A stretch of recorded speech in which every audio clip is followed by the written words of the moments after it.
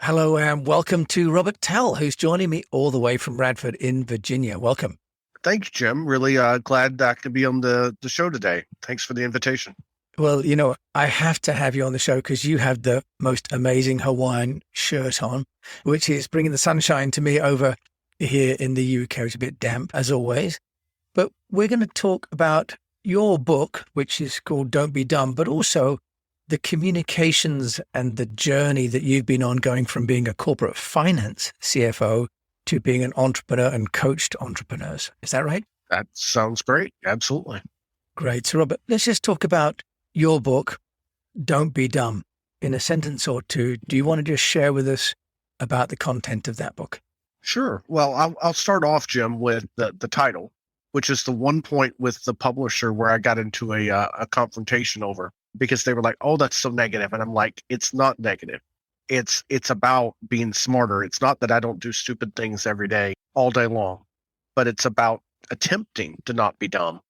And it comes from advice my dad gave me when I was like 13, which didn't please my mom, where she was looking for him to give me nice advice over the breakfast table. And he just looked up at me over his coffee and says, "Yeah, don't be dumb." And it stuck with me all these years. Not that I've always followed it, but it's a unique way to get the point across of you can do better, try not to make mistakes, but if you do, how do you recover?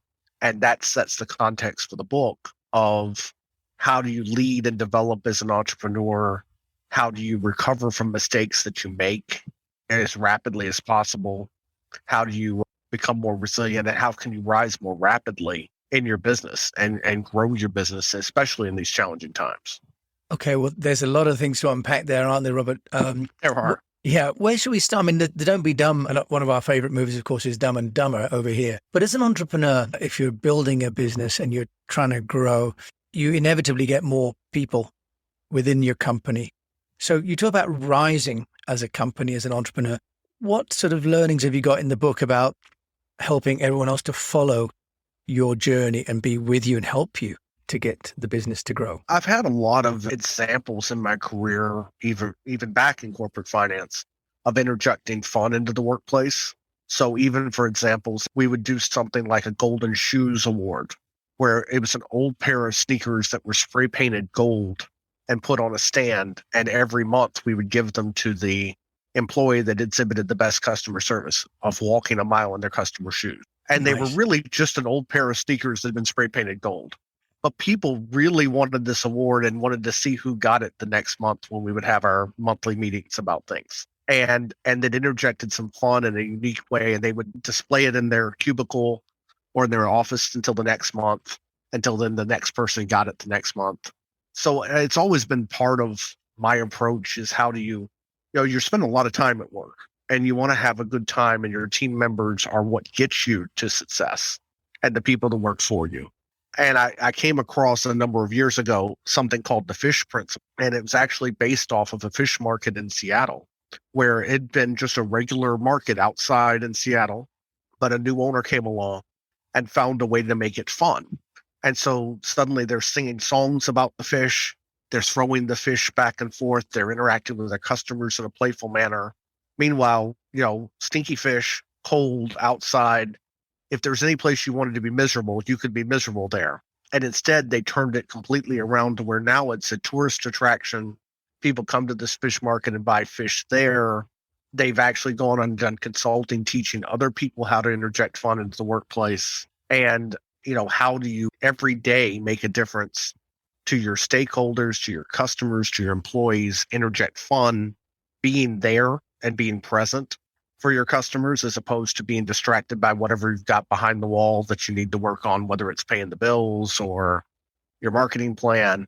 And how do you engage with them every day and have fun with your employees? And it makes a huge difference. It really does.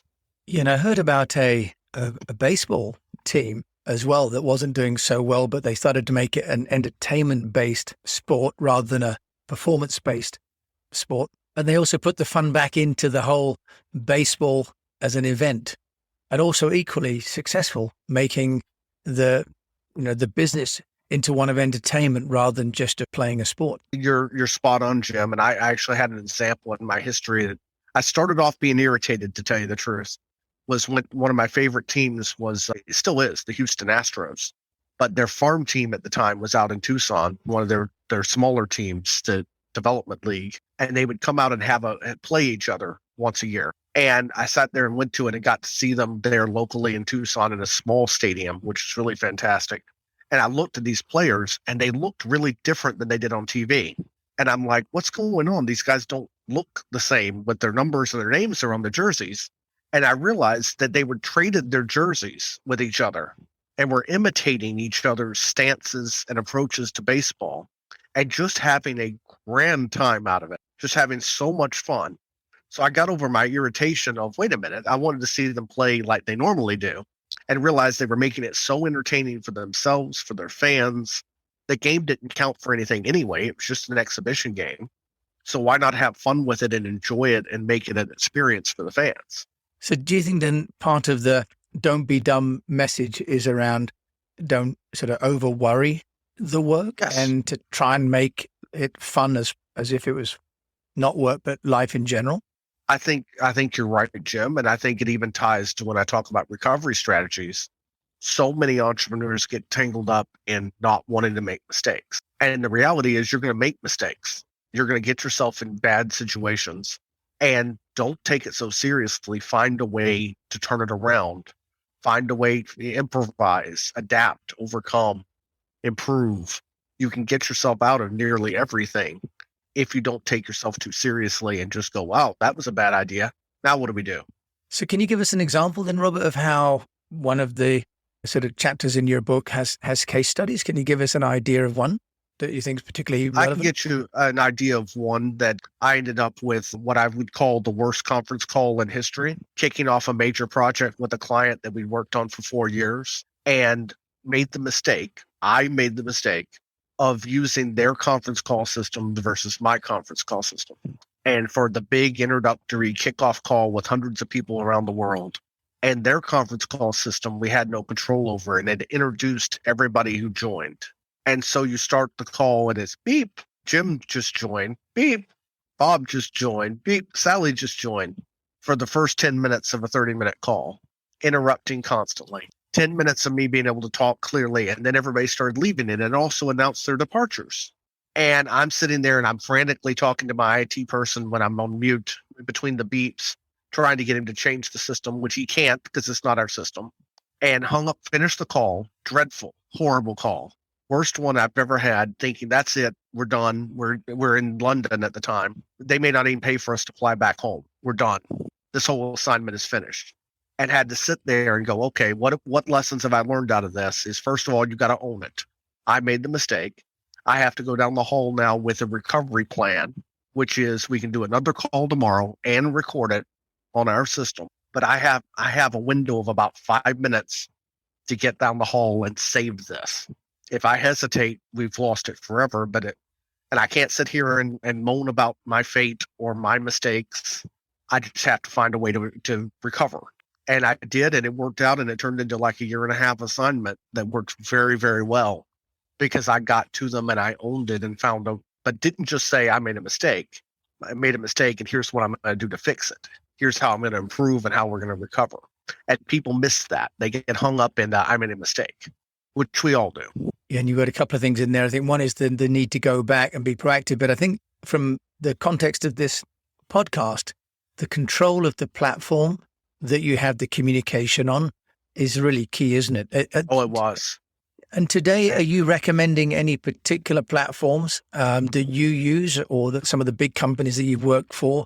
Are they all using Teams, or are they using Zoom, or are they using other tools? There's pros and cons to both. I mean, traditionally I use Skype, but it got a little bit clunky over time and not nearly as good as it used to be, and have used both Zoom and Teams. And there's pros and cons to both. I would say Teams has an advantage because you can also have a repository of documents and documents to be shared with people that you're interacting with. So when you're working on projects or have ongoing interactions, Teams, I think, wins that way over Zoom. Sometimes you get into upgrades and so forth. It doesn't work quite as well as you'd like. Zoom works very well for having the ability to interact with lots of people, but it also has limitations, such as how long you can be on a Zoom call. Unless you have a Zoom account, they'll cut you off at 45 minutes. So you have to be willing to pay for that extra to have unlimited amounts of time. And so I'd say both. I would say it's a near tie between the two. It just depends on what purpose you're using it for. Right. And the key, as you say, is that you own the channel for communication. You've had to transition from being sort of a CFO, including from Pinkerton's, the investigative agency, to being a Hawaiian shirt wearing business consultant and author. Can you just tell us some of the lessons as well that you've learned about that transition? Because it's quite different to represent a big brand or be part of a big brand and then to build your own, isn't it, Robert? It is. It is. And I think it took me a little bit of time. It may be back to the don't be dumb. Sometimes I am. It took me a while because in finance, you typically want to be, wearing the brown suit or the blue blazer and the light blue shirt and the tie and sort of be in the background and not necessarily stand out, but be that voice of stability, but you're really not recognized or seen very often. You don't really want to be in that position. That's for the CEO to be the one that's more the outward recognizable figure. And it took me a little bit of time to figure it out with some good advice from my wife and others of in consulting, you want to stand out. You are your brand. How do people know you for who you are? And that's led to, Hawaiian shirt wearing and being even known to the point where I got this one for a Christmas present this year from my wife of saying, here's another one that you can wear on the podcast. And other people have been on other podcasts said, oh, there you are again wearing that Hawaiian shirt. Or, oh, that's a different one. That's a Star Wars Hawaiian shirt. Where'd that one come from? And helping you have a place, because there's only so much space people have in their heads for brands and people and who they are. And being known for something, whether it's something as simple as a Hawaiian shirt, stands out, where a light blue shirt and a blazer doesn't stand out a bit. Yeah, I'm slightly embarrassed because I'm wearing a blue button-down collar shirt today. So you've got the high ground on the fashion today. I don't know. I guess World War II bombers on a Hawaiian shirt might win today, Jim. I don't know. But Robert, what part of your strategy then as an advisor to building your own brand has been the book? Yes. Can you just tell us how you've gone about writing that and how you're publicizing it and the impact that it's had on your business? It was interesting because it started off being random stories from Robert, and it was going absolutely nowhere other than some interesting stories about, and I wanted to, after I'd been through, Jim, I'd been through having a brain tumor that was removed, and it was a really wake-up call for me, successfully removed, but made me want to give back from my experiences and see if I could take a different approach in things. And that's what the genesis of writing the stories down. I then found a way to link them using popular music as the beginning of themes of the chapter and tying things together that way. And so that once I found the way to connect the random stories, it all sort of came together. The impact has been really very positive. Published the book in October. Took a fair road of time to get there between editing and getting it ready to be published and cover design and all that other good stuff. But it's had gotten incredible reviews on Amazon so far. Got pre-reviews that are in the book from people that I've worked with through the years, going all the way back to very early jobs that I had. And some of them aren't even published, Jim. A guy that I worked for, several of his experiences, or my experiences with him are in the book. He read it, stayed up at night reading it, downloaded it, read it, and then wrote me an email at 2 a.m. saying, wow, everything you're saying makes a lot of sense. And you've had some interesting experiences that I didn't even know about. And I endorse everything you said in this. It was absolutely fantastic. And that wasn't even a public review, but it just woke up in the middle of the night and made me feel very good about the positive impact. That's fantastic, Robert. And congratulations on getting a book published, because I know it's not easy to do. And getting free reviews and so many positive reviews. Congratulations indeed on that. And so in terms of helping you to build your brand, you're doing the book, and how are you promoting the book? And how does that then kind of make a lead magnet for your consulting business? Well, the idea is for it to be that lead magnet. So somebody says that, okay, I could use this type of advice, or how do I apply that? I tried to give away elements of it, Jim, like at the end of sections, talk about here's action steps you can take. Here's an appendix with some tools you can use. So it wouldn't require somebody to come to me, but make them interested enough to where they can call and email and get help if they want some more help or some time with that. So how I've been publishing has been primarily through getting the reviews on Amazon, some publications on LinkedIn and Facebook of talking about things, as well as going to podcasts like yours and then publishing those out and linking to those on LinkedIn and Facebook to get the word out about the book. And Robert, are you doing that yourself, or have you got people sort of helping you to do that? Because it is time consuming, isn't it? Yeah, I followed my own rules, Jim, of the time I've spent in India, where you outsource things if you can, and I hired a firm to help find podcasts that would be a good fit. And so they do a lot of the heavy work of sending out inquiries, connecting, and then coming back with, okay, we've got somebody, Jim wants to talk to you or is interested. And then I take it from there and book the time. But it means I'm spending 10% of the time on it that I would be otherwise, so I can keep focusing on delivering to existing customers and promoting the book. Now, is that very expensive, Robert, to outsource the sort of podcast bookings? Relatively not horrible, because they actually broke it down across like a 6-month period of time with a fixed fee, with a fixed guaranteed number of podcasts. So it's broken down, so it's not horrendous. Can you give us some indication of what that's costing? I want to say it was like $1,800 a month across 6 months. So not free, but not $100,000 either. Yeah. Okay. So affordable, and if it gets you one or two more clients, yes, then and that's the key. Like to sell some books, and we've had some good sales so far, but would always like more. I know you can understand that, but then leading to more engagements with clients. It doesn't take much in the way of engagements, and we've got some good interest. I've got some local clients here. I've got one international, one U.S. client, and then another one that I'm working on right now. I have the passion for working with entrepreneurs. My grandfather opened his own shoe store when he got tired of moving. I helped him when I was growing up with that, and that sort of returning back to that has a lot of meaning to me and applying those corporate skills to a smaller enterprises. And if there's one of the rules in your Don't Be Dumb that you could share just to give people a flavor, Robert, what do you think? You talked about refreshing, for example, and growing. Can you give us one example from the book?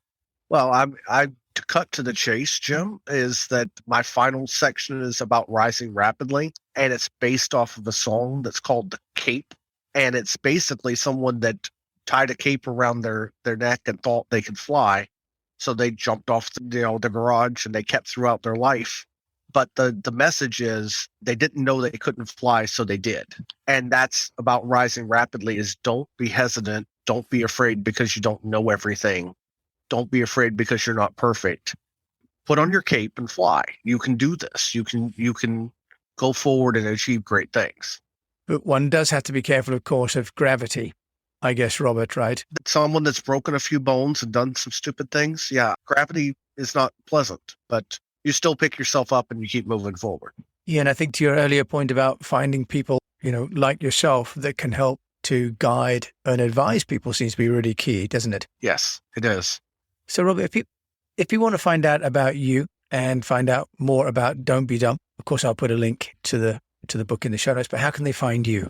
They could find me on LinkedIn or Facebook. There aren't that many Robert Towles out there, Towle. They could also find me my business website is 636advisors.com. And I have a website for the book, which is don'tbedumb.expert. That's out there so people could learn more about it. Okay, it's Robert Toole joining me from Radford in Virginia. Thank you so much today for joining me on the Unknown Show. Congratulations on your amazing success with your book. Thank you, Jim. Really appreciate the support. Thank you. You're more than welcome. Thank you very much, everybody, for listening to this episode of the Unknown Show. And I will, of course, put Robert's details in the show notes. And until we meet again, I wish you the best of health. Stay safe. And as Robert says, actually, you can do anything if you put that cape of invincibility around you.